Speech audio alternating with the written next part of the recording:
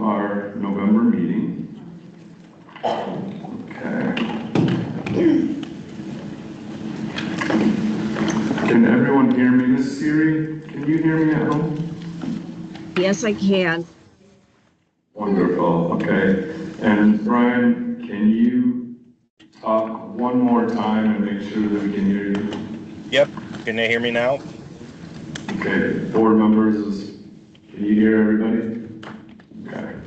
Yes. Wonderful. Okay.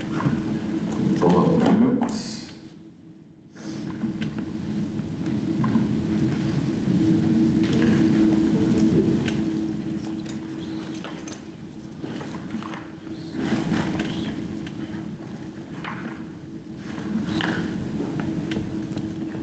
Okay, let's open the meeting as usual and start with our Pledge of Allegiance. I pledge allegiance to the flag of the United States of America and to the republic for which it stands, one nation, under God, indivisible, with liberty and justice for all. Okay. Before we jump into everything, I want to say a few things. First, I want to thank, this is my remarks, and I don't get to speak much at the voting meeting, but I just want to publicly thank Ms. Garibay, Mr. Hawk, and Ms. Wilton. You've served on the board for a really long time. You've been very dedicated to the district, and it takes a lot of time and energy, and you've supported students, and your heart's been in the right place the entire time, and we wish you well. We thank you for your service to the board. We have a little gift from the district there that hopefully will remind you of your time with us, and you will look back on your time fondly. So thank you very much. Let's give them a round of applause.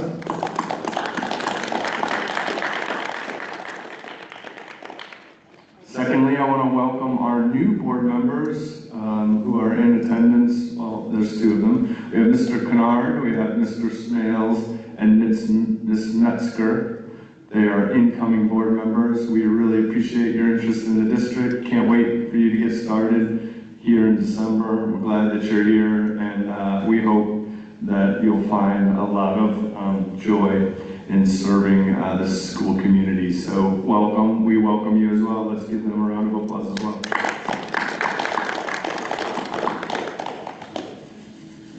Okay, I also want to honor tomorrow's Veterans Day.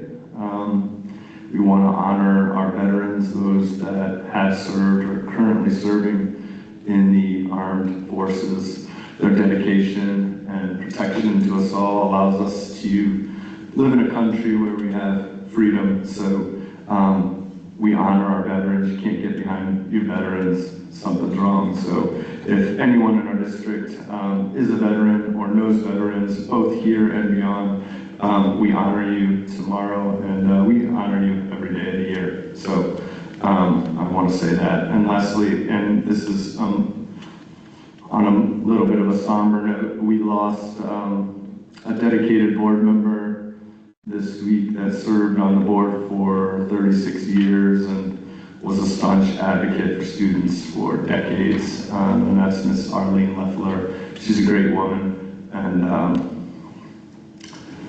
just want to say that she will be missed, and we mourn with her family, and hope they can grieve together and incorporate her memory in their lives moving forward. So those are my opening remarks.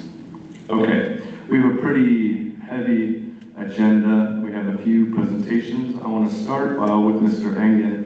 Mr. Engen, for those that don't know, is our lead architect for Riverview. As you know, this entire year we've been engaged in a year-long master planning study. At the end of that study, the board chose to continue with the same structure for school, which is 2 K through 6 walking schools and 1 junior senior high school. and to complete a needs assessment on the alignment of our programs and our physical blueprint. Mr. Engen and his team have completed this third-party assessment of our spaces. To summarize, the areas where our spaces do not currently align with our programming is mostly at the high school. As you know, we're bidding our junior high school cafeteria project soon and have earmarked capital funds towards updating that space, which is set to occur this summer, which is very exciting. Aside from the cafeteria, however, the areas where programming does not currently match programming and spaces is, we don't have an auditorium at the junior, senior high school. There's some security concerns at the front office. Our unified art spaces, including art, music, and foods, and our music spaces. And we also have some secondary concerns with the locker room areas as well. But we also highlighted some elementary spaces, specifically the libraries, where we could do some renovations in the elementary libraries to make those spaces more versatile and to modernize those spaces as well. Okay, we start tonight with Mr. Engen, who has worked with his team to provide a brief overview of a renovation project for the high school that can solve a good number of the issues that I just highlighted for you. And I'd like to give the floor to him. I'm going to give me 1 second. I want to share the screen for. And Dr. English, there's no picture online. What's that? The people who are live streaming can't see any video or picture. They can't see what? They cannot. Oh, okay. Yeah, hopefully it'll be back shortly. Okay, Ms. Getz. Okay. She'll be talking a little bit about how we move forward with board meetings, which will be an opportune discussion for us. Okay. Let me share the screen for you all at home. And I will do my best to keep up with you, Mr. Engen.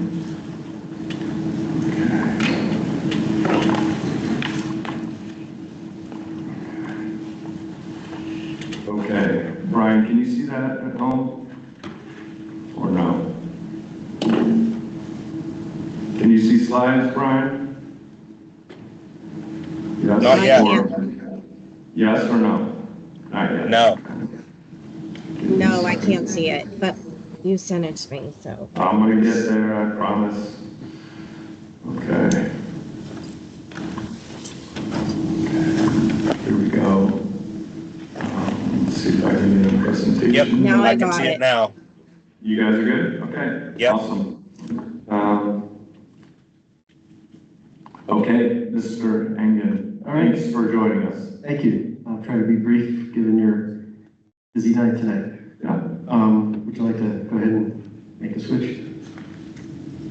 So this is just one of the sheets, summary sheets from the master plan that spoke about the high school. Dr. English asked us to do a little bit better job flushing out of some of the opportunities at the high school from the master plan, as he mentioned. And we had 2 priorities. The one priority was the presentation space, making sure we also dealt with some safety and security issues administratively at the front of the building. If we could combine the 2, that would be a high level of success in a project. And then we had a priority 2, which were some of the other spaces internally for renovations in the building. And so what our team did was to take what was essentially just a big box, a colored box in the master planning phase, and try to illustrate a project or begin the beginnings of an illustration of a project. And so tonight would be the first night of that, and then the next step would be to try to get in some imagery of what it potentially could look like for the board and the community to help you make final decisions about going forward in January, if you so choose.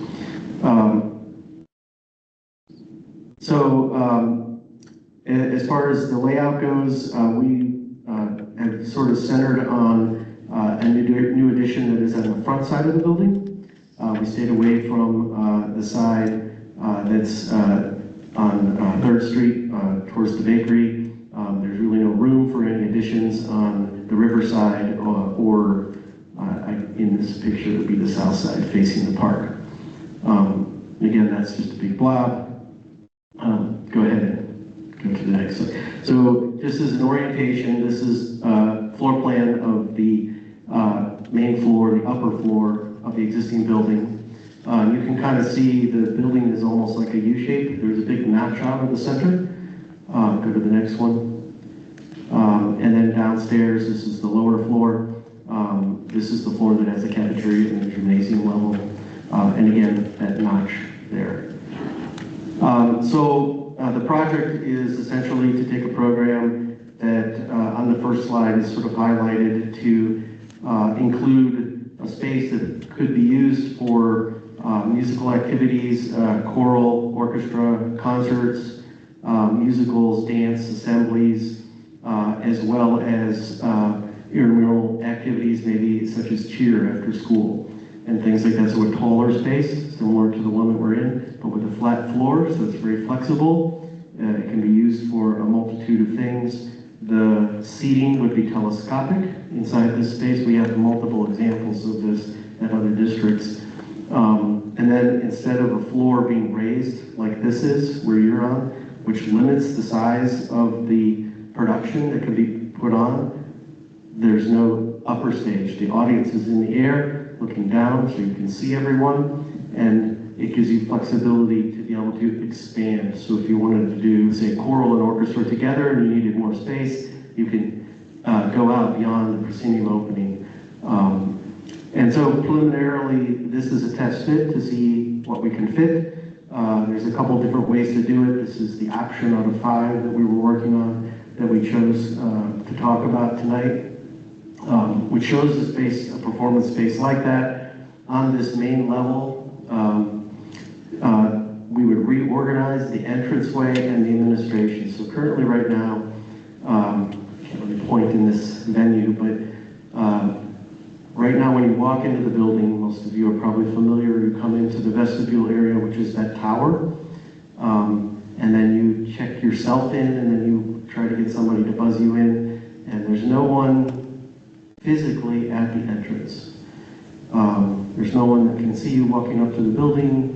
There's a little bit of a disconnect, and the office is this strange L-shaped scenario with this big long counter, and then the folks inside are over on the school side of things, and not over on the secure side, and so they have to come and get you, get up off of their out of their chairs, and actually physically walk around the corner, and that's the first time they actually see you in real person.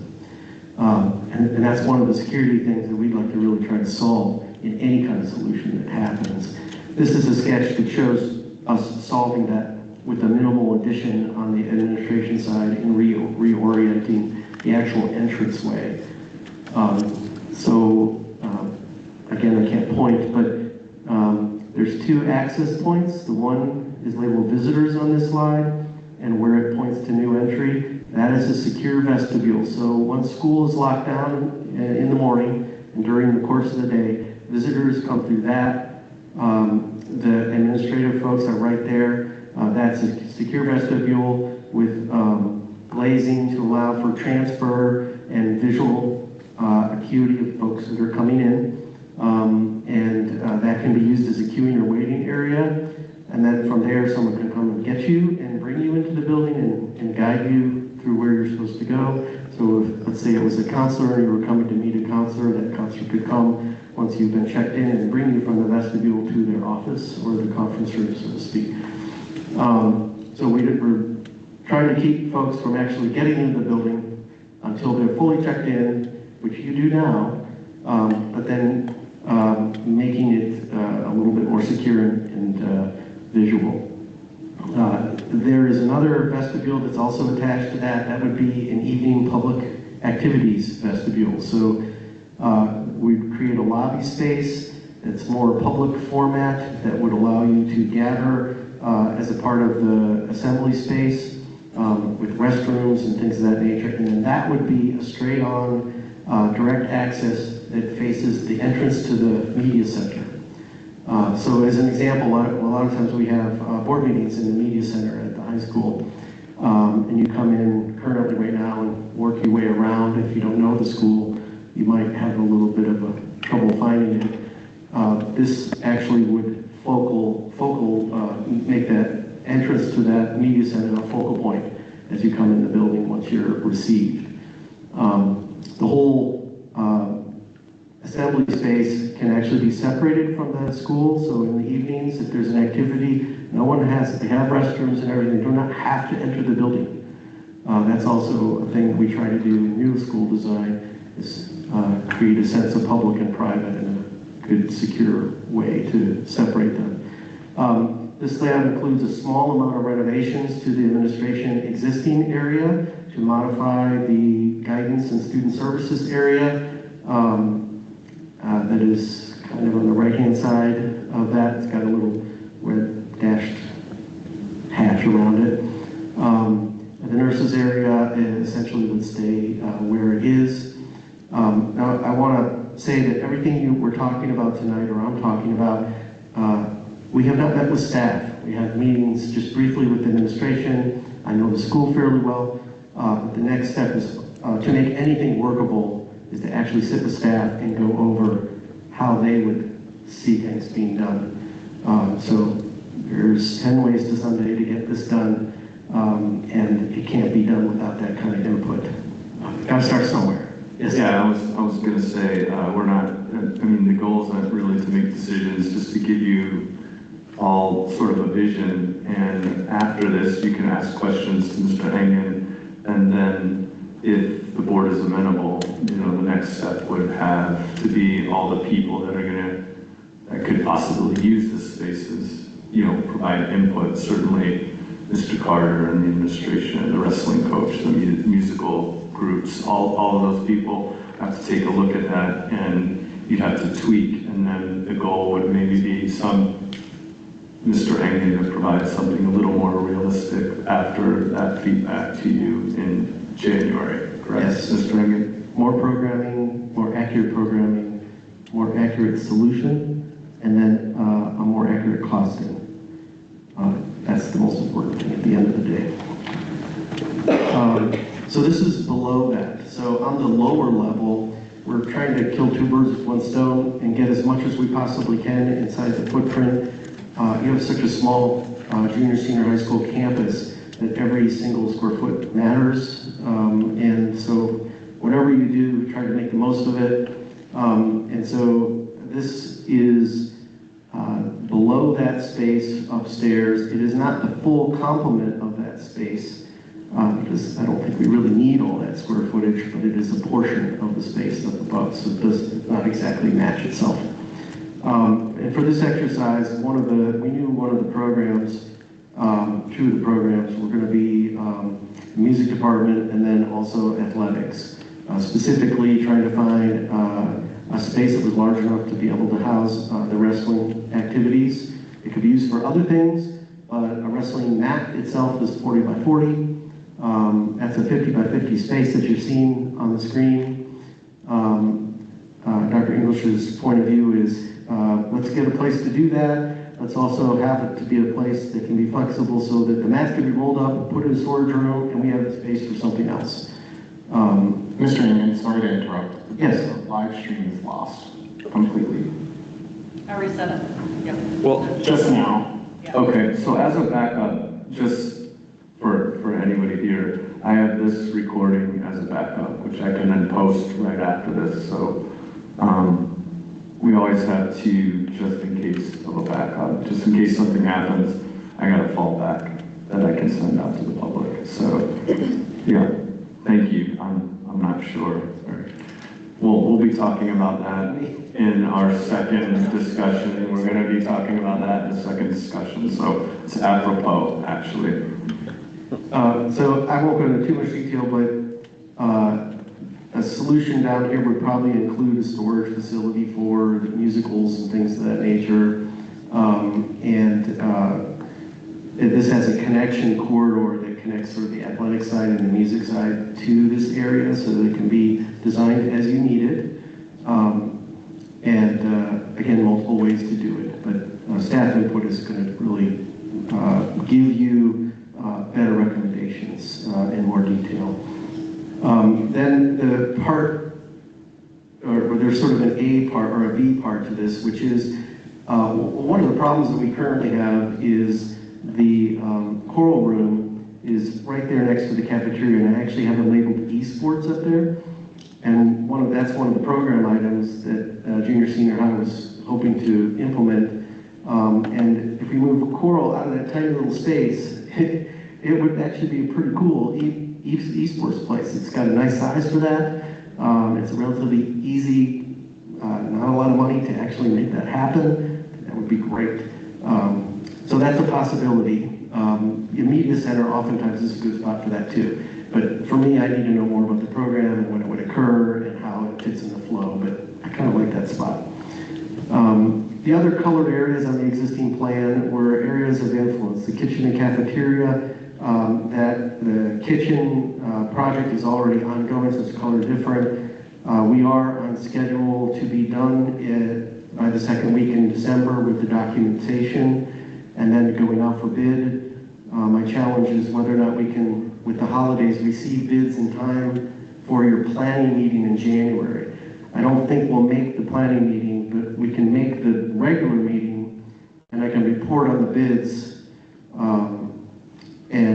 you can decide whether or not you want to just get the information and then vote on it in February. February is the latest that I would like the contracts to be awarded, assuming that all the bidding goes well, because we want to make sure that we have enough time for the contractors to procure the equipment and everything for the kitchen project. So I think I told you that last time. But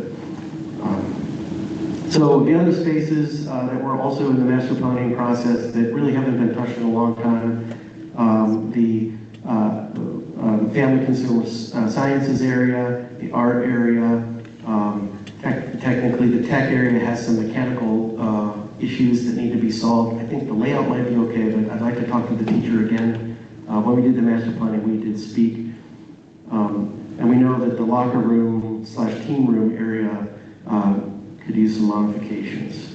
It's a small amount of space, and the conversation about potential addition and talking about the locker room, all that athletics, coming together, hopefully we can solve some problems, whether it be storage or program, multifunctional program, hopefully, and layering some things and getting everyone to think about how the building would look with a little bit of extra space. So that's pretty much it. I had blow-ups a little bit closer in, but I don't really want to go through it.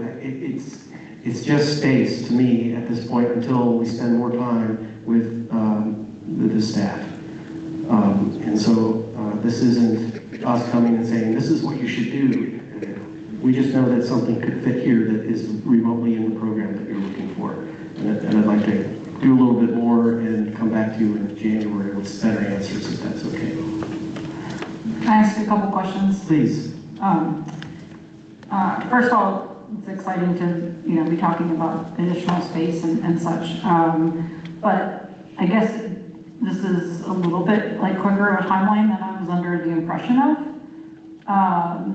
Not to say that that's a bad thing, but I'm not sure how that lines up with the capital improvement budgets and whatnot, which we can get into. So I guess one question was just the general timing. If you're wanting to have bids and coming in by February, then are you looking at construction of that summer or the following year? No, your timeline would really be that you wouldn't really be going out for bid until this time next year, so one whole year. So then why are we worrying about voting on it in January of this year? No, you're not voting on January. The kitchen, you need to vote on the bids in January for the kitchen. Oh, the kitchen kitchen part would be a year later then? Yeah. yes. Okay. This is sort of just a preliminary drawing as to what preliminary, without any staff input, of what this could, Because we know Look the like- issue's proceeding, Right. obviously, because that's a year late as it is, but right, this additional renovation slash, addition would be another year from then, is what you're saying? Yes, but that is for contractors, so the development of a project like this might take you a year. We have not only a staffing process and your process of the back and forth to program and make sure it gets right, and all the design and engineering and testing and approval process will take at least 9 months. So really, 2 years in terms of actual it being done? Yes. Yeah, okay. And then, I mean, this is definitely I understand the concern about like the front office is a little bit of an awkward and not the best layout, for entrance and all that, so that definitely makes a lot of sense. The multi-purpose assembly area, I was understanding that part of that would also be like auxiliary like gym space. Is that still what the plan was? It can be if that's what you'd like to use it as. So I'm always careful about these spaces at the higher education level, at the secondary level. At the middle school and elementary level, we do them a lot, and they are used for things like at the elementary level, they use them for recess, all sorts of, on a rainy day, great place for kids to run around and everything like that. As the older we get in the age of the kids, the more specific the use is. Music is a very specific use and has lots of needs that are technical. And so making a hybrid space, which is what you're doing, only certain kinds of physical activities should be probably done in a space like that. So things like cheer, things that don't involve flying baseballs, because you're going to have a space that is acoustical treatments and things like that to make a good performance happen. So you're saying that that is not the same space? Like Stephanie mentioned, is that the wrestling space? And I was understanding that that was different than the assembly space to be more multi-use. So the assembly space and the way it can be designed is you can move the seats. You could do things in there. You don't want to have baseball practice in there because there'll be, speakers and all sorts of other things. The auxiliary space is below. So you could put wrestling in there, put those things away, and then you can have an additional space for kids to work out and use and share that space. Is that big enough for like an alternative practice space or no? For like basketball? Maybe Well, not like, basketball. I know right now, obviously the two big issues we're trying to solve with this is the fact that we have one auditorium for the whole district. Correct. And that's just hard scheduling wise because there's so much stuff that needs to happen across all the buildings. But also we only have 2 gyms also across the whole district that are full size, gyms that are solely for that purpose. So I know at the high school in particular, that gym space, and Mr. Carter can obviously speak to it better, is always in such demand that it's like, okay, this team gets half of the gym and that team gets that half of the gym and it's only maybe this hour or that hour, like you're always slicing and dicing it so many ways. So part of trying to solve for that was to have this auxiliary gym space so that like someone could be in there for 1 hour and the other people could be starting in the other space, that kind of thing. And it may be for, I don't know, softball, basketball, cheer, it could be for any sport, that has that overlap where we've got multiple teams trying to practice at the same time. So I guess I would want to make sure that we're not just saying, oh, well, everybody gets to use wrestling space if that's not really like doable, each season. I was worried about calling it wrestling because you could have batting cages, you could do all sorts of things down there. But I knew that we needed a space that was big enough to do wrestling, and I wanted to make sure that I said that correctly. And so, Well, and also then alternatively, you don't want it to be like the wrestling team, they get their room back, that they didn't have anymore, which is great, but then if to be like, oh, you also need to share with all the other sports too. So I guess I just want to make sure that we're not asking for one 50 by 50 room to serve a 10 different purposes, or something like that, when that might not be doable. I mean, I don't think you could it wouldn't be tall enough to put like basketball in there, but you could certainly make it a space where the basketball team could like dribble and work out and things like that. It wouldn't be tall enough for a hoop, but I think the idea is something that you could store the mats really easily, and the room could be multi-purpose where a bunch of different sports teams could use it. RAA could use it, you know, like it could be an extra athletic space essentially. Not perfect. I don't think we have the height to do like an actual gym under there, right? Could you go to the next slide just real quick? Here, let me go down. I actually added a dash line to this one for additional, maybe the possibility of storage for the stage. But dependent upon exactly how much you build and how much you need, you may be able to get additional rooms in there if it is a specialized activity. So again, we'll know a little bit more and be able to give you better information probably when we get the staff together and actually really hash it out. But there will be limitations. There's a certain amount of flexibility probably in program that the space could be used for. I understand. I just wanted to be sure, like, obviously this is a huge project to be endeavoring to do, which is great. But I want to make sure it like solves for all the things that we've said that we want to solve for, as opposed to just saying, we're going to reorganize the front area and have another auditorium space and then these other little side spaces, you know, like, and then not really be solving for the challenge of the space that, you know, that we often have issues getting everybody to fit into. And then this isn't directed more towards Mr. Egan. It's more, I guess, technically, realistically, Neil. I'm definitely confused. I'm sitting here thinking we had a presentation somewhat similar last year, 2 facility upgrades that we had said that those weren't in, one, the budget, so I want to get back to that for sure, but 2, they just weren't realistic currently. Right, we have our kitchen upgrades to do and to worry about that still haven't gotten underway, yet we're even talking about this and then purportedly spending money to organize this and then present this to us. So we're spending our taxpayers' dollars to do that, which is a concern of mine. But then funnel it into the budget issue, we couldn't even do our kitchen upgrade over the summer because the bids came in too high. And so for us to even be talking about, I get that capital planning is down the road, but again, for us to even be talking about this when we have kids that are going to go hungry this month because they don't have benefits, or we don't even have a state budget, is kind of crazy to me right now. Like it almost seems insensitive slightly to be even thinking about this in a long-term sense when we don't know where our federal and state funding is coming from. So I'm interested to hear from the administration on if we thought that maybe we should have tabled this, and or if this is really something that we can even realistically do right now.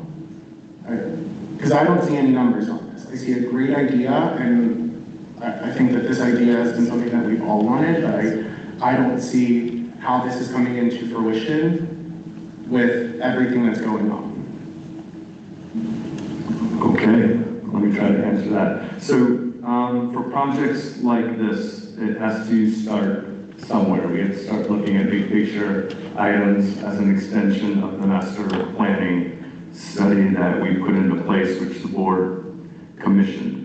So this is part of that. It is a multi-year process. So you don't, the kitchen is already underway. We're bidding for the kitchen. The kitchen is happening this summer.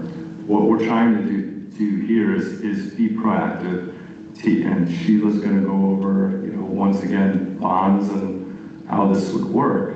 But you have to kind of go back 2 years and be proactive so that you're taking a step-by-step approach to something that possibly could happen, a couple of years down the road. So, yeah, this is just continuation of that master planning study that we were a part of. last year.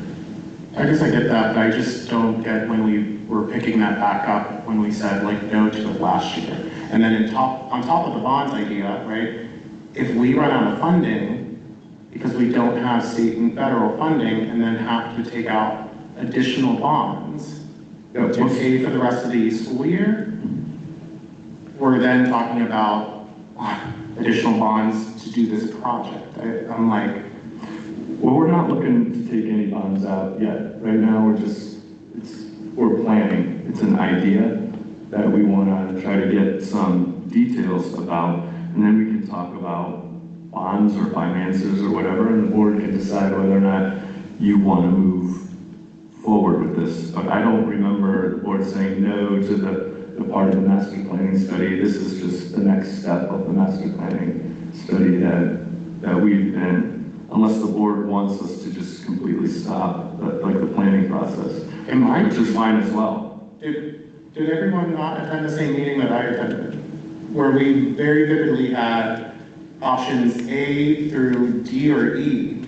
That was about consolidating the schools. And then we also said, well, so there was those, but then there was also other ones wherein we were doing different configurations. This was off of the band room on that hill at that time last year that we were talking about this. And we said no to it then, because we said we had to focus on the kitchen thing, I thought. We didn't say no to it, and there were a couple different options, but part of that beginning of that, there were several meetings. Part of it was the consolidation idea too, right? Of like, if we combine the buildings in different ways, which obviously we went through all those iterations, deciding not to change the current makeup. And then there were two different, I think, directions that we were talking about this addition happening, like two different places where it could happen or what the configuration could be. So I don't think we ever said, no, we don't want to do this. We wanted to continue to sort of learn more about what are the options and what are the costs and what are the details. It wasn't so much a vote or anything at that time, as far as I remember, of like, do we want to do this or not? It was more of like, here's some options. Do we want to keep looking at these options and seeing what the details are? The kitchen was going to be happening regardless. And I totally hear your previous point about we don't have a state budget. We don't know what federal funds look like. Kids aren't getting benefits of foods, SNAP benefits, all these things for families. Unfortunately, while all of that is terrible, it's also a lot of things that we can't have any control over. We never have a state budget on time because that's the state of Pennsylvania for you, frankly. We have to approve our budget before they do theirs. And a lot of the federal stuff we don't really have control over, so I don't hold out any hope that we're gonna be getting any additional money that we normally would from federal or state entities.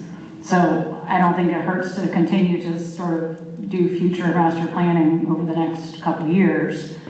It doesn't mean that we're committing to the dollars immediately if we're just planning out what could be possible. At least that's how I'm understanding this, but correct me if I'm wrong. Well, and I believe we left it as, at those last meetings, that because we weren't going to be rearranging our buildings or consolidating and putting money into changing our current buildings and our current setup, that we were still going to be looking forward to how do we modernize programming and our facilities at Riverview.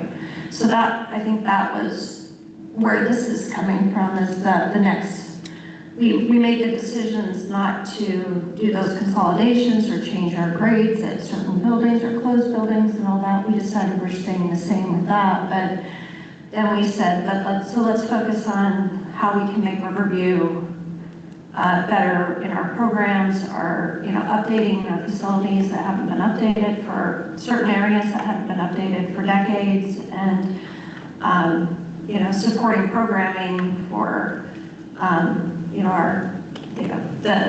having a auditorium space or whatever space it is to support the programs that we have and the ones that we want to grow. So I don't think there was never any vote necessarily saying, no, we're not doing any of this. It was left as, okay, so let's look at how we can modernize our buildings and programs. And so I think, this is just that next step of looking at, okay, you know, we've always had these 5-year, 10-year programs, because, you know, sitting still doesn't do well for school districts, I don't think, you know. We finally have our buildings sat still for a long time and they started falling apart. So we had to have a 10-year plan, or whatever it was, 10-year plan.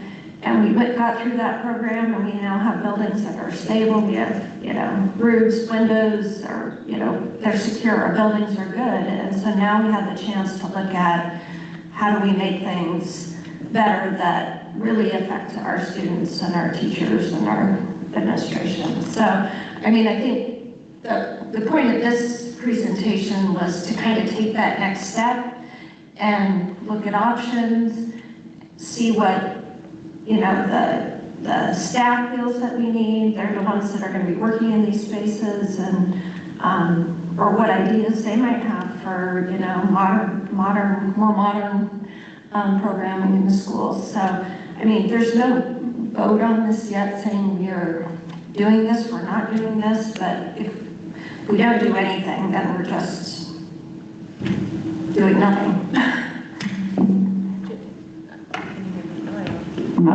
Okay. I love the wrestling room. We know that. I love it. That's fantastic. But to just go with Antonio on some things, you know, Neil, I know you said we're not talking about bonds, this is just planning. We're just talking about this. This planning starts out as planning and it ends up becoming something, which is usually how this goes. We're in the red every year. What finances do we have for this? A bond. What's a bond? A mortgage. Who's paying that? So I just, you know, yes, we want to modernize our schools. Yes, I want a wrestling room. Yes, yes, yes. I want a giant house. I want 3 cars. You know what I mean? Like, think about these things. This is fantastic. I love this. But also, I want our district to have money, and we're talking about these things with consistently being in the red every year and raising taxes every year.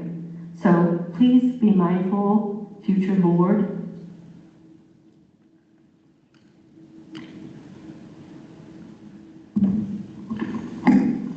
I think this next step is just about having a third-party assessment of where in our district does our infrastructure not align with our programming.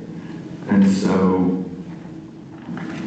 this talks about where our infrastructure does not align with our programming. Yes, I want to be clear, we're not in the red. Our incoming money and our outgoing money are balanced. So our operational costs are covered by the money coming in. But yes, I mean, I don't want to pretend that if this is something that we need to do and we all decide that we need to do it, obviously there's going to be costs to that. Taking out a mortgage, taking out a bond is how you get those costs. And yeah, I think Sheila will go over those bonds and sort of explain those things to you, but if these are things that we know we're going to need to address in the next 5, 10, 15 years, and now's the time to plan for it. If you take money out, no matter what, you're going to have to take some money out to spend for this. We are not anywhere close to our debt ceiling. So, you know, our auditor believes we're in a good place to at least talk about and consider that. Ultimately, it's a board decision whether or not, you know, you're the pulse of the community, and it's up to you to decide whether or not, you know, these kinds of projects are worth embarking upon. But this is the next stage of that planning, which is to really pinpoint where the needs are. And so this is pinpointing where our needs are.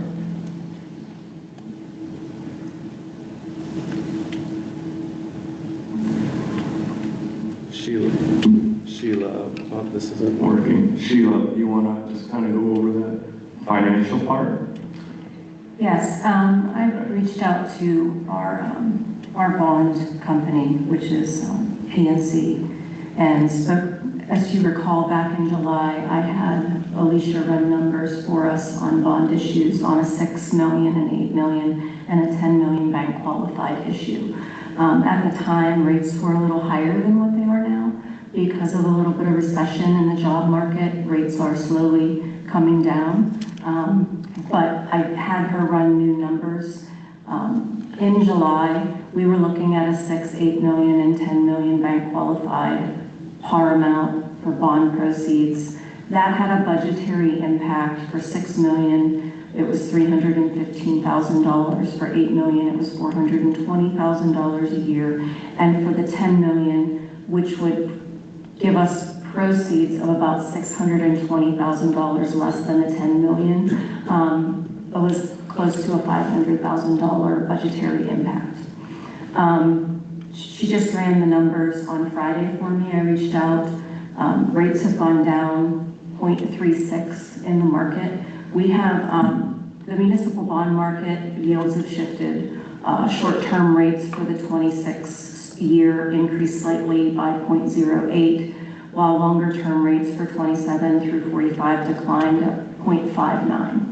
So in simple terms, this means that the borrowing costs for shorter-term bonds have ticked up a bit, but longer-term borrowing costs have come down. So what we are looking at, if the board decides to do a bond issue, we're looking for that long-term bond issue and those rates to drop, because that's what investor demands are. They're demanding long-term municipal bonds. That's kind of, they've strengthened. And then market expects interest rates to remain stable or possibly lower in the years ahead. That's right now. Lord knows what's going to happen in a week or two. We have no idea. Obviously, it's the market. But after running the numbers on Friday, that payment, that budgetary impact on a $6 million bond issue went from $315,000 in July down to $293,000. The $8 million bond issue, which is what your director of finance believes you would need to properly fund something of this caliber that Dane's presented on, that payment went from $420,000 a year down to $390,000. The $10 million bond issue, it gave us a little more in project proceeds, but it dropped the budgetary impact annually to $460 from $490. That's just since July 15th. So if it continues the downward spiral and this board decides to move forward, this would be something that we obviously have to keep our eyeballs on to make sure that we get the most money for the least rate, so we can have the least amount of budgetary impact to the taxpayers of Riverview while providing what you believe we need for the students and the families of the district. So as far as an administrative recommendation, folks, my job is to advocate for students and programs. Board's job is to consider the pulse of the community in terms of what is palatable. No matter who looks at our spaces, they're going to pinpoint these areas of need. So whether you do it now or 2 years from now or 5 years from now, the needs don't change. The needs are the needs. They probably should have put an auditorium back in 1971. They didn't do that. And because of that, some of our programs, we're circumventing, we have workarounds for that, but having kids like bring all their stuff up here and having such high demand of the spaces and not being able to have a full school, meeting with the students where the junior high is using Nexus and all those things. These are the areas of need long term. And we either do it now or 2 years from now or 5 years from now, but the project still needs to happen, in my opinion. I would love to sort of leave the district with this before, at some point, sometime when I retire or move on. But these are the next things we need to discuss, and we're really thinking long term. I think for the district to ensure our kids, our community has not Cadillac things, just the same things, some of the same things that kids in other places have. So I'll continue to advocate for it. I think at some point we're going to need it. And whether or not that's now is a discussion we can have in the future. But for now, my recommendation is to let's see, where the issues are in terms of staff spaces, get a little input from the staff so that we can really get an understanding of if something like this were to occur and the board would approve of that and agree that these are things that we need to do, we can kind of hone it down and get better prices and better costs and make sure that the spaces that we're considering are really aligned to what staff and our musical department and our athletics feel like we need. And I think your point earlier, Jen, is well taken. We want to make sure we're solving some of these big issues for good forever. But I mean, Mr. Paris, your points are apropos as well. And I understand, the climate of where we are. I'm just trying to make sure that the district is proactive. We're looking ahead, and these projects take three years, lots of years to go. And so, the more proactive we are, I think, the better. And certainly, getting a good understanding of what our needs are, I think, is minimal funds well spent. No, and I understand that, and I appreciate that. I think my fear, and it's kind of, you mentioned it a little bit, but that we're trying to kind of crunch in all of these different projects, and in particular in a timeline before you leave. And I don't want that to be the case at the detriment of the district and the taxpayers, because that's who have to stay here and incur those fees, continue to pay those costs, even after. And I know you've already made a great legacy here. So I don't want to diminish that by any means, but that's my worry, is that we try to put too much on the plate before you're done here, and that suffers for the entire district or the taxpayers versus no. I really appreciate looking ahead, especially, all of these projects that we look ahead towards, even if we don't decide, it's just always good to think about options. That's why we're here. But I just also wanted to ask if part of the research and talking with everybody, the next steps, if part of the future could be looking into creative ways of fundraising, because I know other schools like Valley High School and other schools have done this, right? And then they came up with ideas like using that space for shows for the public so that everybody, all the taxpayers, even ones without kids in the school, can benefit from the space. So maybe CLO, Pittsburgh Ballet, a comedian, whatever. You buy a ticket for your seat for 5 shows for a certain amount. You sell out all the seats, that's a lot of money. Every year we could do that. It's just an idea. So maybe we could look into ways other school districts have worked this out and eased the cost. So we want to make it as cost efficient, obviously, as possible. Anytime, you all know, anytime we can make something cost neutral or save money, we're all about that. But, I continue to see this as this thing that needs to get addressed sometime. So is the next step, the next step of discussing this with staff and administrators in the high school building, just to say, here's what we're thinking, does this make sense? Is this a good layout? Tell us why something wouldn't work. Is that basically the next step? And then you don't necessarily need something from the board yet until the January meeting, right? Correct, yeah. Okay. I think we just want to bring to you more detailed drawings that make better. This is a good idea, but it lacks anchor points to the staff. So we need to get a really good understanding of, how they might need it, where there's limitations. What's that? The existing building inside have limitations. And so getting down to the nitty-gritty with the staff on what is going to work and what really isn't going to work given those limitations. It's not a great organization the way the existing building is, and so it makes it difficult to have a good quality solution that we're going to have to fight for.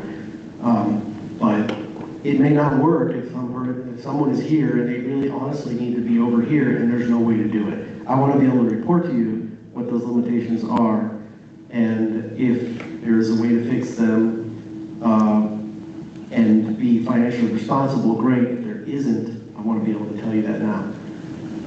And so I think it's like a hyper study. Luckily, it's very focused. It's relatively straightforward to look at renovating one room into something. But this is a little bit different. I'd like to proceed carefully. Dr. English. Go ahead, sorry. Sorry, Dr. English. I hope you can hear me okay. My voice is a little unpleasant, but I also feel that in looking at the plans, I also feel like we should probably pair like the space with a list of what we're looking to house in those spaces instead of being so general. Like you referenced programming happening at Nexus. I don't know that I know about that or understood about that we're having to utilize other spaces in the community to have programming. And that's important information for the public and for us to understand. So I think just like pairing those spaces with potential programs or things that we're planning to do in them and having that be a little more comprehensive may be helpful, not only for understanding, but for the public to kind of have a wider view of what we're looking at using those spaces for. Yeah, Thank we've you. been using the Nexus space for the junior high programming for years now. All the town hall functions, all that stuff has been held at Nexus for a long time. I don't know how many years. They allow us to use that space for the 7th and 8th grade town halls and stuff. Yeah, we just use it when we, have had those, so. Yeah, they've been great partners. They've been. I mean, Bridget, that's exactly, I think you hit the nail on the head there. Just to get a list of problems, issues that this will solve long-term and who's going to use those spaces, I think would be a part of, the next phase and should be a part of the next phase so people really have a good understanding of what we're trying to solve. Yeah, it could just be as simple as like a grid of like, here are the pain points that we currently have. Here's how these spots will help, alleviate that, whether it's space or schedule or age group or athletics or music or, whatever it is. So that way you can like, cross-reference how this is helping or where we're not going to be able to solve for this. Yeah, and just talking about and thinking about like the versatility of those spaces in, as things change, as they forever will, how those spaces potentially could be adjusted to meet a new need or, a change in demographic programming, what have you. Thank you, it's good feedback. Anyone else? Well, if the board is amenable, I'm hoping that you're amenable to at least kind of go through the next phase and try to get a better understanding at least of sort of what the spaces would be used for and what long-term problems we can create solutions for. And then Mr. Engen can present once again to you and have much more detailed discussion about those spaces with a little more input from the community and the people who would possibly be using those spaces. Is that an okay path forward, everyone? Yes. Is everybody amenable to that? I don't want to do something that you guys don't want me to do, so, I don't want to be in that space either, okay? So, okay, next step, everybody's on board, okay. Okay, thank you, Mr. Morgan. I appreciate all your work that you've already put into this, thank you. We have to have our next discussion revolves around the upcoming 2026 potential board schedule. We've included that schedule for you all. As you can see, there's some TBDs here in terms of location. To help with the discussion, I've asked Ms. Getz to sort of jumpstart this and make some recommendations. As you know, we've been fiddling with the sound and the presentation and the recordings.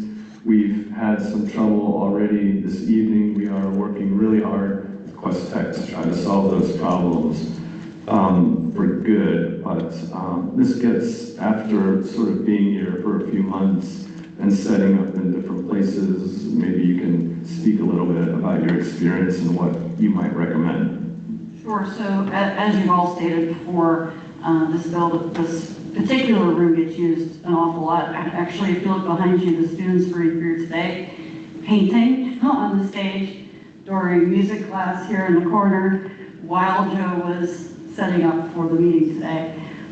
So it's heavily used. It takes on average about 2 hours for us to set up the equipment that you're currently using, and it doesn't always go smoothly. Obviously, there's a black stream going out right now that even just resetting the equipment didn't resolve. So one of the things that we've looked at is, what would be the best room for you to continuously meet in. And while this room offers a lot of space, great egress, it's heavily used. And so to be able to set up the equipment, tear it back down, and repeated uses, it does become difficult. A couple of locations that we've discussed are the Verner Library or the library at the junior senior high school. And both of those locations would simplify our setup. It would be basically a laptop and a camera, plus the streaming box.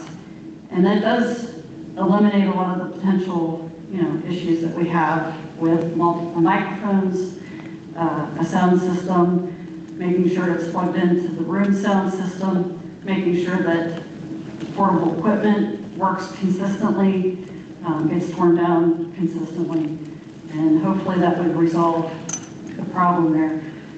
The only problem with those two locations, the high school doesn't have a lot of egress, and Verner doesn't have a lot of parking. So those are the 3 locations that we've discussed. In terms of a recommendation, in terms of capacity, in terms of setup, what do you guys think on the tech team is the best solution? Simple makes it easy to troubleshoot. So if we could have a smaller room where you're not required to have an audio system, that would really simplify the process for us. Okay, there's a couple limitations, board, and I just want to go on record to say it doesn't matter to me at all where we have board meetings. You all say what you think is best. We will make it happen the best of our ability. We've had some foibles in the last couple months trying to record properly and get things right. That's why we always have this backup. So just in case things go wrong, I've got a backup recording. But I think in terms of capacity, the high school library is a good space. It can fit a lot of people. You could do the tables and you and the owl can pick up everyone's voices and you don't need microphones. The issue with the high school is there's no emergency exit. So if the high school is a place where you all say, that's a good place to meet all the time, my recommendation would be to utilize the services of either our current security firm or, the Oakmont Police, which you could probably make an argument that's probably a good idea no matter what. Verner has great egress. You get right out to the parking lot. It's a much smaller space and a little bit more difficult to set up, but certainly both of those spaces, in terms of AV, are a little easier to set up. So I was hoping you, as a board, could offer a little bit of guidance to us as to what you're thinking about that and give us a little bit of direction. With a little discussion tonight, I'm hoping maybe I can sort of fill in the location for you, which you have to decide at the December reorg meeting, and we can kind of have a schedule for you that you're all comfortable with, that's amenable to you. So any thoughts, discussion, guidance, advice would be helpful. Go ahead. You go ahead, Linda. I was just going to say, part of when we decided to have it in 3 different spaces was to have, equity as far as each community having a place to go and being in the schools. The reality is, on average, we might have 3 community members at any given meeting. Our staff comes. You know, some meetings might have more depending on the issues coming up. I think living a mile apart from each other and our schools being about that far apart, I think keeping it at one place. I've gone back numerous times trying to listen to the videos, and every time I'm like, you know, it's frustrating, and I just think some consistency would be good. So, Kim, where do you feel, because as it is tonight, where can we get it consistent? Like, would streaming be better in another building than here? Is it an issue in this space, or is it a continuous streaming issue? Where can we get it more consistent, reliable? It's set up and tear down. Okay, that's where it's happening. That's where it's happening, right? Okay. We set up early this afternoon. It worked great. By 3:30, it stopped working. We came in and we worked on it again. And, you know, the equipment's just not meant to be moved and carried and torn down and set back up and moved again. So if we were to simplify it with just the camera and a couple of laptops, that would, you know, make the setup and tear down process smoother. Thank you. I think we should have them all up runner. I know, I mean, I guess it does matter, because I will still want, I'm coming to meetings, or I'll log in, but I'll come if you're at burner. Also, equity, Dr. Z and Mr. Hewitt and Dr. Turk all get to be in their schools very often, and Dr. Monroe has to come all the way across the viaduct. That viaduct gets icy. My only fear is that we bought the sound system in here specifically for our board meetings. Like, that was on the agenda as a board purchase. So us moving and shifting our location, knowing that we purchased that for this specific reason, this specific space. Yeah, I was going to comment to the same effect, because I guess since I've been here long enough, I've gone through lots of iterations of this at this point. I guess for this may be here, there, or there, but originally the reason, obviously, as Wendy said, we were trying to spread out the different locations. However, I think that also can be confusing to people to be like, which location is the meeting at this time? Because they maybe don't come very often, you know, like, as we've said. So I think that can be confusing, but at the same time, we specifically said that auditorium, and Neil, I know you said many times, oh, the auditorium is usually the best because we have better AV, you know, set up there than we do in other locations where we have to like create it because it doesn't exist. We spent definitely many hours and dollars making sure that this setup worked, to Antonio's point, with these mics or drop mics or sound systems and all these different things and configurations and stuff to make this space work. And everybody said, well, the easiest space is the auditorium because it's set up for AV stuff and sound and all that good stuff. So I guess I don't understand what's broken down in the last 6 months, because this space did used to work very well. I have watched 2 years ago lots of meetings online when we first, or a year ago, whenever it was, that we first started consistently streaming them online, and they were working fine. So I guess I don't know what broke recently that it's becoming so problematic. So I guess to Antonio's question, I kind of am like, why are we going backwards as where we were, you know, very set on trying to make this space the best it can be. But I also definitely agree that we don't need this huge space. We have maybe 5 people attend our meetings in addition to the staff members, and our areas are very small. It's really not a big deal to me whether I'm going to the high school, the elementary buildings, or what. I mean, it's all pretty close. I think the high school auditorium or high school library has worked really well many times, as is Burner. If parking is more of an issue, maybe the high school is a little more centrally located for parking, if that's a problem, but it's not like we have 500 people coming to our meetings. So I'm fine with either one. but I guess I'm still a little bit confused as to like what's broken down about this room, because a year ago, I feel like we spent a lot of time and money investing in the AV equipment here. So first of all, the system can be used by lots of different people. The microphones themselves, obviously, are really sort of geared towards board meetings. The microphones aren't the costly part. The costly part is the system. That can be used. For people that are here, it's fine, right? The issue is that the owl and the other things that we're using is like picking up the sound up here, and it's not following where you are. And we have people online, and then we also have people that we're doing simultaneous, we're streaming it live, which isn't working tonight. Sorry, everybody. And then we are also recording and with people online. So we're live streaming, we're recording, we have people attending online. So it's like, there's a lot going on. That was happening a year ago or so, when the streaming was working, just because the streaming is relatively new. Yeah. We had great discussion about even doing it. So it was working for a while. Just for your background, it's not like it's never worked, because I have watched back. No, it works. It has worked. You're right. You're absolutely right. And like I said, if you guys want to continue to be in 3 different places, that's fine too. I'm not making it a recommendation in any one way.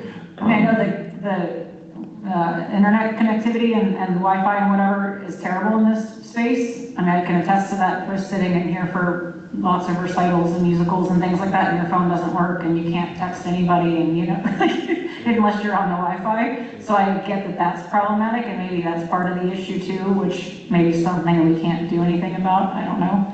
So if getting out of this room will help matters and make it simpler, I'm all for it. I guess I just wanted to ask, like, what happened, because I feel like we put a lot of effort into it, and it was working here for a while. Sure, we can continue to have them here. You know, we coordinate with Dr. Z to make sure that we have the opportunity to come in here and set the equipment up appropriately. And we can continue to work on the networking issues, especially with upcoming E-rate. We could probably take advantage of that to upgrade this system, the Wi-Fi in this room especially. You know, typically high ceilings aren't great for Wi-Fi because the radio comes down in a triangle, and so that high up, that's why the Wi-Fi signal is poor in here. I think part of it is consistency. So even if we do have the meetings in, or you have the meetings in here, in a couple months, they're going to be moved out anyway because the musical, and then we're found it's more about having a consistent place where it will consistently work. It won't take hours and hours to set up, and people will know where to go. And it's just been so, you know, all over the place. I think it might work once or twice, and then it doesn't work, and then you get it to work, and oh, now we're moving to burner, and now, you know, it works there. Sorry, if I could jump in, sorry. This thing. I just want to say that, like, I take the recommendation of the IT department, like, moving the equipment around, degrading it, like, it's gonna get worse. I think for me, like, going between the 3 buildings, I think the most equitable thing is to go to the place where it works, because the vast majority of the people that are going to take this meeting in is going to be online. So we want to make sure that that's consistent, like Wendy said, that it's working. So I think the most equity is in just staying in a consistent place where we know we're gonna have a good, consistent stream. Yeah, I definitely agree. I'm not trying to advocate to retain this meeting space. Honestly, this auditorium is so highly used, as we've all mentioned tonight, that the last thing we need to do is clog it up with like all this setup and meetings for, you know, 25 people or whatever it is, when we don't need all this space. Not to mention the fact that we can't use it certain months of the year because of the high school musical, or, you know, that goes on. So to just say we're gonna always meet at the high school library is fine by me. I mean, I think all of our students culminate at the high school eventually, so, and that's a central location. So to me, that is equitable and representative of our whole district, because all of the kids end up there. And honestly, Verner's a smaller space, it's tighter to park, whatever, you know, so like, that might not be as feasible if we do have 50 people come to a meeting one day, you know, for some reason. So that's my thought on it. This is an aside, but more for the calendar piece. I think that we should plan to do this though for voting at our reorg meeting so that the new board members can weigh in on the dates, especially for committee meetings and stuff like that. Sorry, staff. I'm kidding. But I do think it makes the most sense that people moving into those roles have a say when their meetings are going to be and when we're going to publish them. So then that way we're not duplicating efforts where people feel like they can't run for a certain committee or delegation because their committee time is not a time that they can make. And then we have to pay money to republish that date. That seems counterintuitive. That's thoughtful. Yeah, it's good. I mean, hey, listen, if you just want to keep this as TBD and discuss it in December, that's fine. I was just trying to get a little guidance so I could like clear the deck and make it efficient for you guys and bring you something that I think is amenable. But if you want to put a pin in this and just kind of wait, that's fine too. Perfectly fine. I think I was just talking about the dates specifically, the location. Oh, yeah. I think we can also wait. Yeah, I mean that's a good point too. I mean, I guess that is kind of the same. Never mind. I take that. Yeah, like maybe the whole dates. but I mean that's a good point too. I mean let's talk policy a little bit. We're almost through the entire set of policies, so maybe. I mean, that's a good point. Maybe we don't need 4 meetings because we'll have gone through every policy in the next couple months, and maybe we just need 2. So obviously there's like things that you guys need to discuss and figure out. But if you were all thinking like one location, then I can just sort of bring that to you and then you can discuss dates or things like that. Well, can I just say, great job, policy committee. You should all give yourselves a little pat on the back It's awesome. for getting through all of that. Amazing work. I really appreciate it. Yeah, it's awesome. Yeah, we're doing really great in Well, I feel like policy. those are like 3 things, like to what you're saying, it's like kind of 3 different things. The public meeting dates are what they are generally, those aren't gonna change. The committee meetings are, you know, policy delegate, you know, meetings and whatnot can be decided, I think, based on those people's schedules, right? So as long as then they're publicized, that's fine. If they happen in the conference room or if they happen in another room in a different building or something, then that's fine too. You know, that doesn't necessarily have to be the same every, you know, single time. If it needed to change, I guess it could. Whereas the public meetings, those are the dates and the locations that they are, you know. Our committee meetings on here have to be publicized. Understood, but I'm just saying, like, the location, like, could change. You could say, oh, we're gonna have the policy meetings in the conference room, but we're gonna have the safety meetings at the high school cafeteria, or, you know what I mean? Like, you could put whatever location that works for people. So, like, those are like 2 different things. But it does probably make sense to finalize this at the reorg meeting, because then we'll have those folks that are gonna be part of that going forward as well. Is everybody okay with that? Yeah, I think we did a good job last year in that we had the schedule ahead of time, like Antonio, like Mr. Paris said, we were able to publicize it. We didn't have to go back and pay for it to do it again. And then we also hot linked all of the meetings in there so that, you know, the public had the meeting links right in the schedule, which was, I think, a good way to do it. Certainly proactive. Okay, so we'll put a pin in on the location and we're gonna wait for next month. Wonderful. Okay, last but not least, Mr. Carter, thanks for being so patient. We'd like Mr. Carter to give us a nice fall sports wrap-up, winter sports preview from our athletic director, Mr. Carter. Quick sports preview? You got it. Yes, yes. Good to see you. Good to see everybody. Good evening. So, great season this fall for us this year. Of our 7 varsity sports, of which we include tennis. 5 of them made the playoffs. So everybody did very good. Excited about that. Couple of things for golf varsity boys. Ian Stemfer and Rex Roberts actually qualified for the Riverview championships and the state championships that they played at State College. Our soccer boys and soccer girls, they both made the playoffs. They did lose in round 1, but there were some exciting games, both of them. And then cross country, as usual, Palmer did phenomenal with those boys and girls again.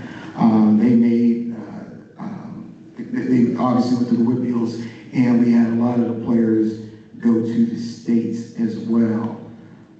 If you guys want me to, which I don't have to, they gave me a long list of the names and everything like that of some of the players that did well at the Whitfield Championships and the States Championships. But I wanted to just pass it around to you so you could actually see it instead of me reading each name out, if that's okay. Cool. Okay, so secondly, couple of things. Website. We are working on that website. I did talk with them just recently, so we're working on the website still. That is coming along. One of the things that they have updated was for their coaches. They are now able to put their information in, and it goes directly to the media. The article recap does not go to the website yet, but it is in progress, and we're trying to get them to move that along as well. So I have gone to the training for, I don't know if I spoke about this before, but Arbiter bought our school and our VNN website. So I have gone through the Arbiter, the training. So the schedule, I think, is going to be really efficient, and I think it's going to benefit us all. At least me, from a scheduling standpoint, staff are going to be much better than what our school has. It cuts down a lot on the errors and everything like that. So everything I see, my opponent sees too. So when I accept it, they accept it. We're all on the same page with the officials, transportation, everything like that. So it's all being housed in one area. So that's definitely a great thing as far as scheduling goes. Next, we're all good as far as moving into the winter sports. All the coaches are on board. We have some open gyms going on right now. Everything is ready. I have been in touch with the coaches. Everybody's getting all the information as far as all their clearances, everything, paperwork and clearances are being submitted to Rainey, as well as all the students are being registered with Family ID. So our athletic trainer and athletic secretary is definitely on that. So everything is going pretty smoothly as far as that goes too. I think that's about it for me, unless you guys have any questions. Can I get that list? Yeah, I was gonna say, can we put the list in our meeting minutes? Sure. I think it's nice just to recognize the students. That's what we're here for. Yeah. Yeah. So I kind of highlighted the varsity side of it. So Thanks, Drake. What this is that you guys are reading, it's our end of season. It tells their records. It tells who received the pen, who received an award. That's what you guys will see right now. So it definitely details all the players and their accomplishments that they've done throughout the season. But if you want me to give you all of them, I can. But that was more along the lines of the ones that I had highlighted who made the state playoff in the Whitfield championships. So that's what that is. Mr. Carter, maybe you can give me the electronic version of that. I'll send it to the board, and we can also memorialize that in the minutes as well. Absolutely. If you're okay with that. Absolutely. Thank you. Yep. Mr. Carter, I know I speak on behalf of the district. Thank you for all of the time, and fall was exciting. We had a lot of great games and great things to watch, and our students really excelled. And that doesn't happen without great leadership by you and our coaches. So thank you very much. We're excited for the winter season. It's going to be a lot of fun. I'm definitely excited for the winter season. Yeah, we have high expectations here in the winter. So thank you for giving everyone an update. So thank you. All right, everybody have a good night. Thank you, sir. Thanks, Becky. Okay, let's move into the first hearing of citizens. This is designated for agenda topics only. If you'd like to speak, please sign in, come up to this microphone right here, state your name and address, and please keep your comments to 3 minutes or less. Also keep in mind that the board does not typically respond to public comment, but rather takes the hearing into consideration for future governance. Also, please remember that all comments and meetings are being recorded. Would anyone like to speak in the first hearing of citizens this evening? There will be another hearing for all school-related topics, so you could speak later as well. Okay, thank you. Up here, you guys want to see the list? Okay, let's move into discussion review of potential motions for approval at next week's November voting session, which is next Monday at 7 p.m. right here, starting with agreements, contracts, and resolutions. First item is an agreement with Comply EduLink. This is our current compliance tracking and workflow management system. It's an online repository to monitor state mandates and trainings, clearances, professional development, etc. We'll be asking for your approval of the volunteer module, which will allow us to better manage our volunteers and coaches in regard to compliance tracking items aforementioned. It's going to help Mr. Carter quite a bit as well. We also have our annual AIU joint purchasing agreement. That's for the 26-27 school years, which puts the district in an advantageous position for county bulk ordering and pricing. This, the result of this is a pretty significant cost savings for the district. Any questions or discussions on those two items? Will you just ask? Will you just ask where you need to separate the AIU one out when we go to vote on it next week? Separate it? What do you mean? To put it as like 7A, 7B. Oh yeah, it will be that way for the voting meeting for sure. Thank you. Yeah, let me just. I read this already. No, I got it. Thank you. Well, I just want to put open this here. Okay. Can I ask a question about EduLink? Because I know there's been some discussion about volunteer. Is this, and maybe I don't understand exactly what it is, but is it a place that we could put a repository for anyone who needs to, at any level of any activity in the school district? Yes. To have this sit? Okay. This is for our volunteers. So we're actually going to talk about that policy on Wednesday.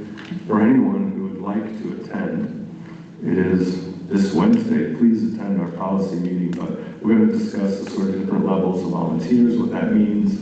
We're working to create a volunteer handbook that will make things very easy for our volunteers. And it's a place for us to make sure that we have clearances for the appropriate volunteers and make sure our ducks in a row, sort of digitize those kinds of processes. So we've done a lot of work with Comply this year with the staff to digitize paperwork and approvals and things like that. These guys are nodding. It's been a really great improvement. It's cut down on paper and make sure that our ducks in a row so that we can, make sure that repository is up to date in terms of trainings and mandatory requirements for our staff. So just a quick question. This is pertaining to what I had emailed about the volunteer. I'm sorry, maybe I went back on that. For our volunteer module. Yeah, so this would make it so that we have almost like an electronic portal for people to fill out clearances and make sure we have everything that we need to have in order to have volunteers with the appropriate paperwork, certifications, things like that. But are we discussing, like, clearances for volunteers, like, in everything that we have going on in this school. Yeah, I mean, for any volunteer that has direct contact with students, we require, a host of different documentation clearances. This is a place to make sure that we house it and we have an easy portal for people to submit those things to us. Okay, but just to clarify, your 10th Street PTO dance program does not require clearances for the door monitors. So this would be for all of our employees here. We can have discussions with the PTO in terms of influencing, like, sort of what they're collecting as their own 501c. But they have the same requirements we would in terms of students that have direct contact with, or volunteers that have direct contact with students are required by state law to have clearances. So, but I'm not sure exactly. Do you want to talk? I want that figured out immediately, because if somebody has an Act 33 and they're doing door monitor, they do have, right by the bathrooms, you're not required to have clearances for the 10th Street PTO dance program. You are responsible for watching those students walk to and from the bathroom, and there's no regulation on that. And I think I sent an email about that, and I thought that this is what we would be covering. That's dangerous. But that's point blank period dangerous and blatantly negligible. Do we know for sure that the 10th Street PTO does? Yes. Oh yeah, because I emailed and asked them before the school year, before I found out that issue. And I do think that this has been an issue previously that we've discussed too, several years ago. But it's more along the lines of we don't require it of all of our volunteer members that aren't going to be left with students by themselves. And that's kind of what we were told previously, was that as long as, there were specific people that had their clearances and the other ones that didn't weren't left alone with those students, then it was okay. And Aaron, this was before your time, so I know you're shaking your head like you don't remember that, but that was... I don't have to remember it. I worked in scouting, and No, it's a normal practice, that would not be allowable. But I'm saying we discussed it at a previous board meeting. I do know that happened. It should happen in any forum where there's volunteers involved with children. It shouldn't. Well, I agree. Yeah, I'm not disagreeing with you, but I'm just saying that we have to do something. Yeah. Because this is years ago when my daughter was in the dance program, I was a door monitor and I didn't have clearances. Yeah. So I know that that's the case because you're not necessarily alone with them individually, but could you possibly be alone with one? If somebody said they need help in the bathroom or something, like, yeah, you could possibly be in that situation. So the PTO is a separate organization. It's not ran by the school district, so we don't.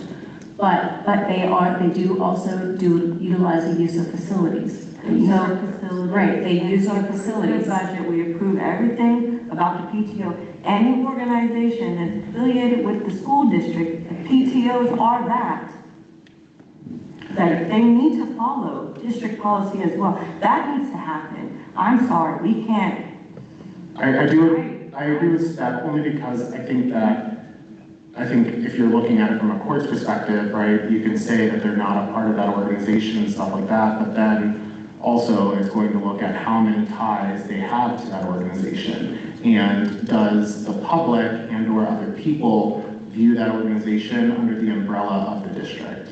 And so it does become like a fine line and a gray area, but I think ultimately then just as a fallback. But I get what you're saying, Sheila. I agree, but it's really hard to keep your finger on the pulse of who's there, who's not there, unless we come up with some sort of... Well, before they reserve the spaces, that's what we do. We say any volunteers that are going to be utilizing our space as well, must provide said clearances for the children that they're going to be around. I think that's a simple and easier way to get around it, because then they can't reserve the space without providing us those clearances. And then if we find out that individuals have been, allowed, authorized, what have you, to be in that space around children that don't have the clearances after they've already gotten our approval to utilize the space, well then maybe that changes the next year. Maybe there are ramifications for approving the PTO's budget or not approving their I don't budget. think it's so serious, I just think we need to have that oversight, because there are things It's the same situation as RAA using our spaces, and those volunteer coaches have to have their clearances too, if they're in our gym, helping the fourth graders play basketball or whatever it is. It's the same situation. RAA is not an entity of the district, but they're using our space. And so their volunteer coaches have to have clearances to work with the kids.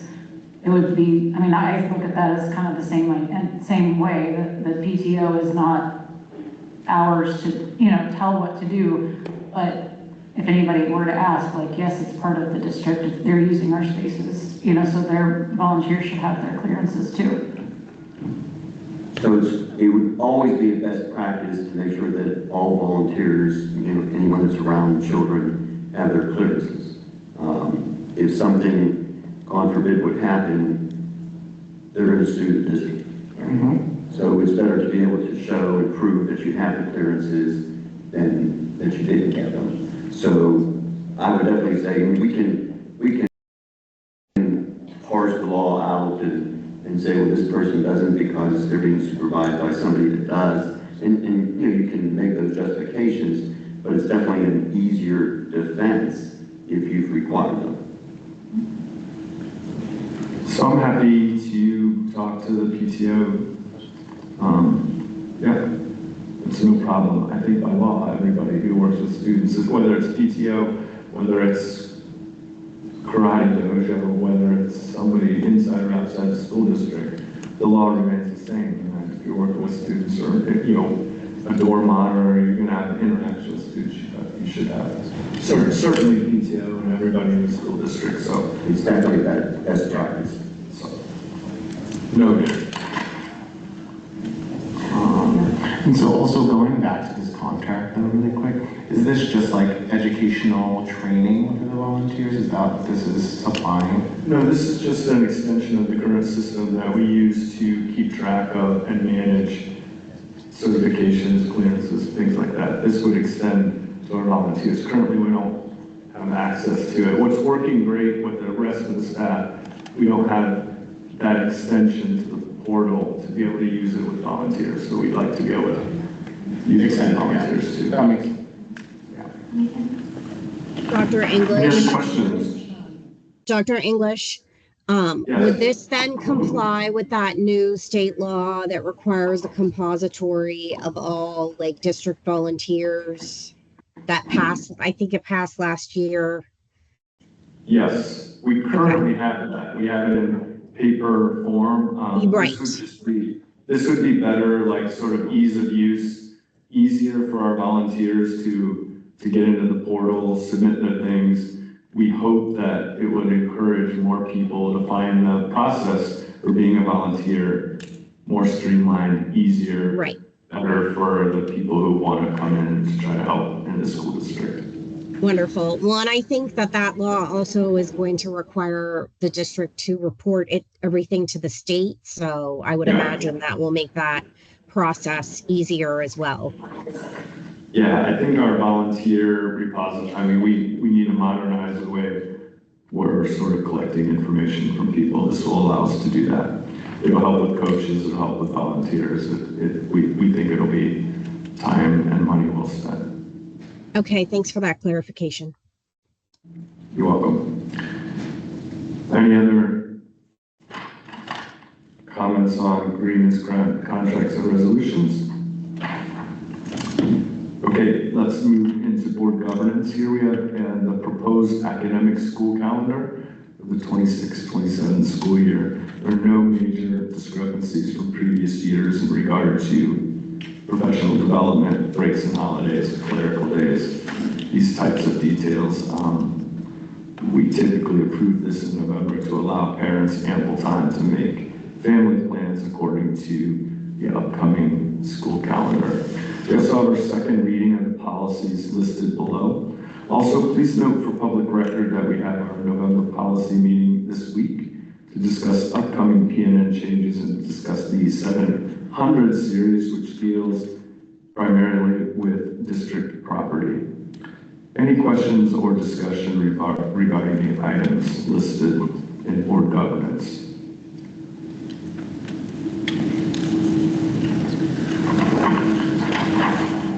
Okay, let's move into personnel. We have a few items for your consideration this week. We have a custodial recommendation to be hired retroactively, as well as the resignation of one of our paraprofessionals. Speaking of paraprofessionals, we have two that have met the requirement to move from temporary to permanent employment with the district. We're excited about that.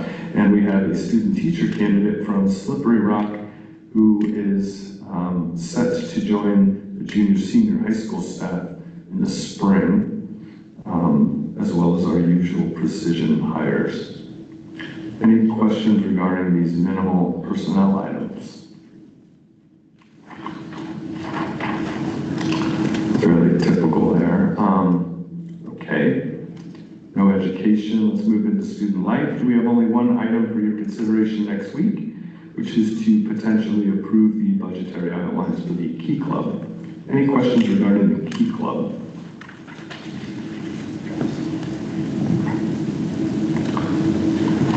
Okay. Last but not least, we will be asking for your approval of the October study session and voting meeting minutes. Do any current board members have any additions, omissions, or suggested changes to the board minutes? On the October 20th minutes, I think it was that one. The president's remarks, I was out of town. And those were Aaron's remarks. They're listed as being by me. Okay. We'll make those adjustments. Any other adjustments?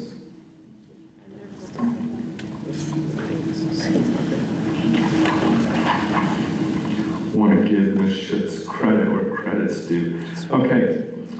We now move into the second hearing of citizens. This is designated for all school-related topics. If you'd like to speak, please sign in, come up to the microphone, state your name and address, and please keep your comments to 3 minutes or less. Also keep in mind that the board does not typically respond to public comment, but rather takes the hearing into consideration for all future governance. Also remember that all comments and meetings are recorded. Would anyone like to speak in our second hearing of citizens this evening?